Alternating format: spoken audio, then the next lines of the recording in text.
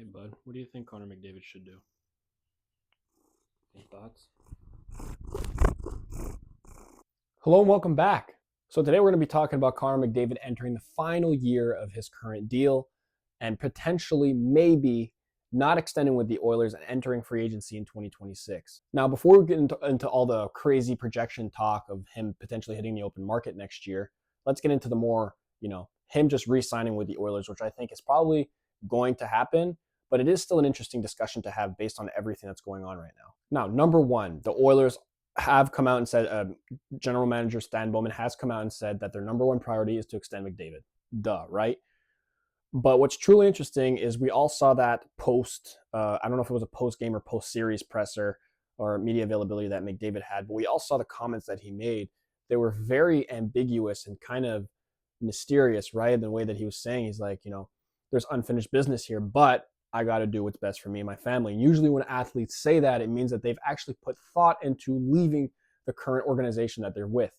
Now, that being said, I do still think the most probable outcome is McDavid re-signing with the Oilers.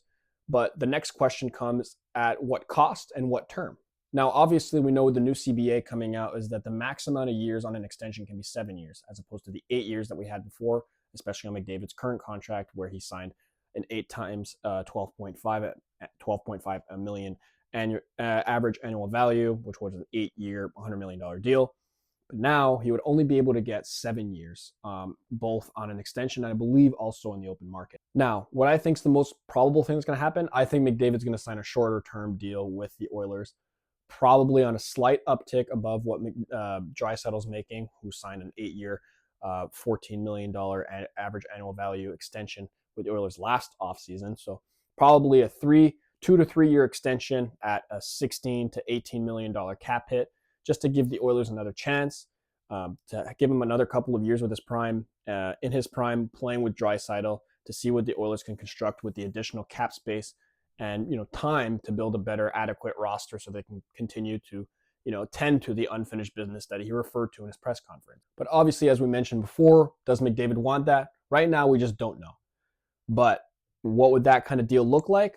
Based on projections that people have come out with and based on cap percentages, because that's how those deals are negotiated. Agents argue based on precedent in terms of contracts that have been signed. So number one precedent would be obviously Draisaitl's former deal.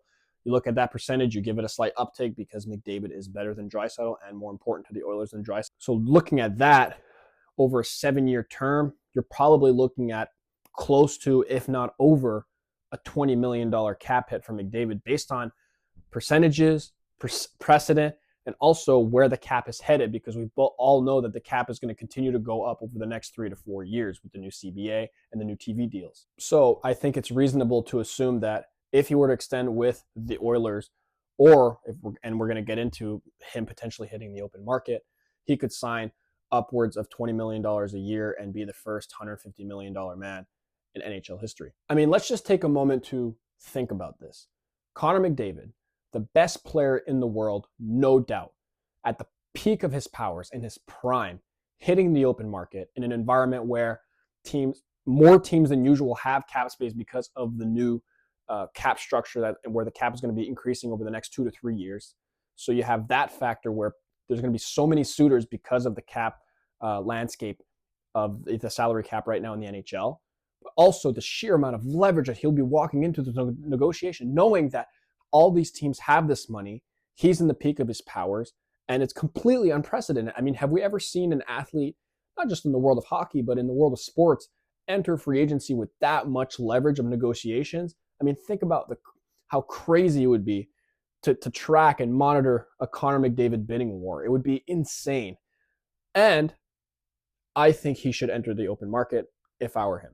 And I think he would greatly benefit from entering the open market and looking for a better opportunity than what I think Edmonton can offer him. Now, I'm not going to get into which teams should actually sign him, make the moves, or, there's just so much that has to happen before we even get to next year's free agency. We're, just under 365 days away from that.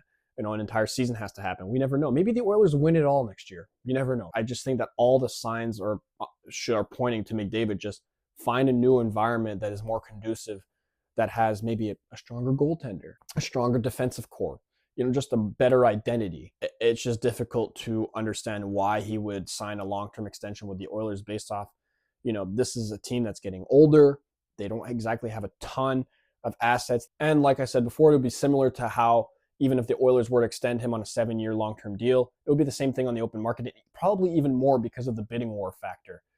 And it's just interesting to think about how much teams would be willing to spend on a talent of that magnitude. I mean, it's completely unprecedented. I mean, let's think about it. I mean, imagine Jack Eichel's a free agent. What if Vegas just went all in on McDavid? Here's 7 years at $22 million a year. How insane would that be? And is it really off the table for Vegas? What about the New York Rangers? They're in the middle of a retool, but they have the core of a championship team. They just need the right coaching and the right surrounding pieces. And if you drop McDavid on a team with, Panarin's cap, it's going to be off the books next year, which is a big, factor in this. But you put McDavid on that team with an Adam Fox and you have a Shesterkin Nets, there's a foundation there that could turn into a championship team much sooner rather than later. But yeah, it's going to be truly fascinating to see where Connor McDavid ends up. Does he sign an extension with the Oilers? Does he hit the open market? Only time will tell. But yeah, I think that we're going to see a lot of coverage on it, and I think it's worthy because it's going to be truly one of the most fascinating things as we enter this calendar year. But yeah, that's pretty much going to do it. Thank you guys for watching. I appreciate y'all, and I'll see you guys in the next one. Peace.